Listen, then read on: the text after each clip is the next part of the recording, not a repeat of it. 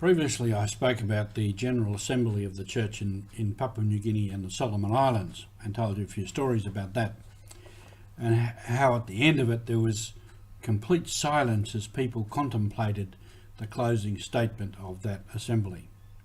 You're with Mission Alive. This is Roger from MSC Mission Office.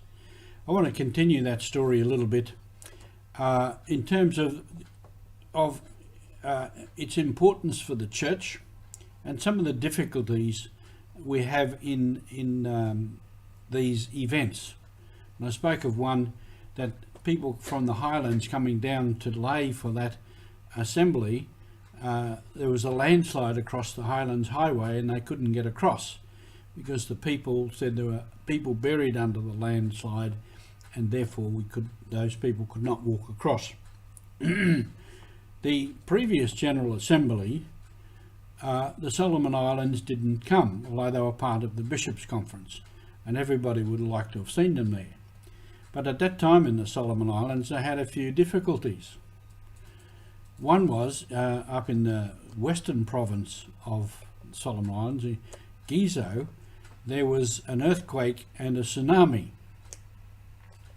which disrupted large parts of that part of the world, and a good number of Gilbertese settlers were killed by the tsunami because they camped on a beach and the tsunami just came in and wiped them out. And for the cathedral church there at Gizo at the time, it really shook that church and it was in danger of falling down. So that was a limiting factor there.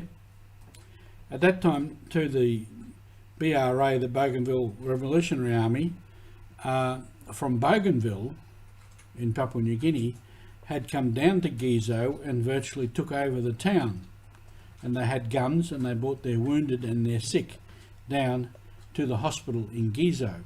So that too was upsetting things in that part of the world.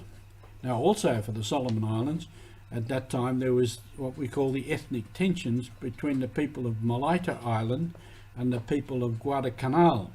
And that's got a whole history and background to that. But there was fighting and disruption of many things on both Guadalcanal and Malaita. So with that, the three bishops of the Solomon Islands said, sorry, we're not coming this time. But in 2013, when we had the second assembly, they did come and they made a significant contribution to the assembly in terms of their presence there, their engagement with prayer and the Eucharist, and in the discussion, because they brought a whole different experience of church to that assembly. So they were a significant group there.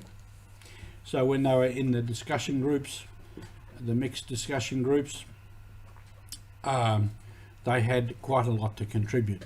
And this is important for the Church of Papua New Guinea and Solomon Islands. And important in that too was that just the gathering of people, 160 people, priests, bishops, priests, religious, lay people, men, women, young and old. And in deciding who was coming from each diocese, we ensured that there was a woman as representative of the women, and one youth, and that person could be male or female.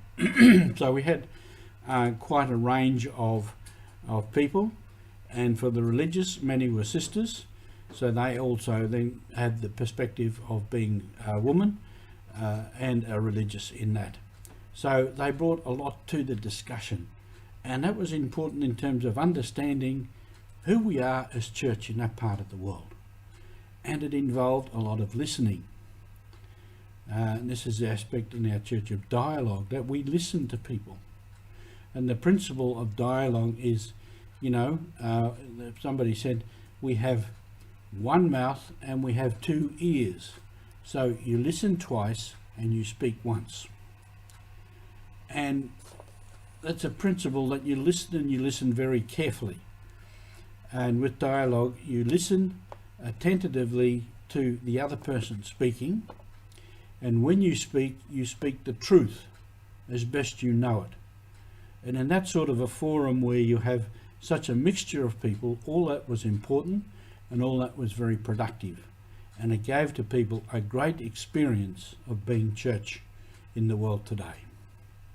And this is part of our mission, and thank you for being on mission with us.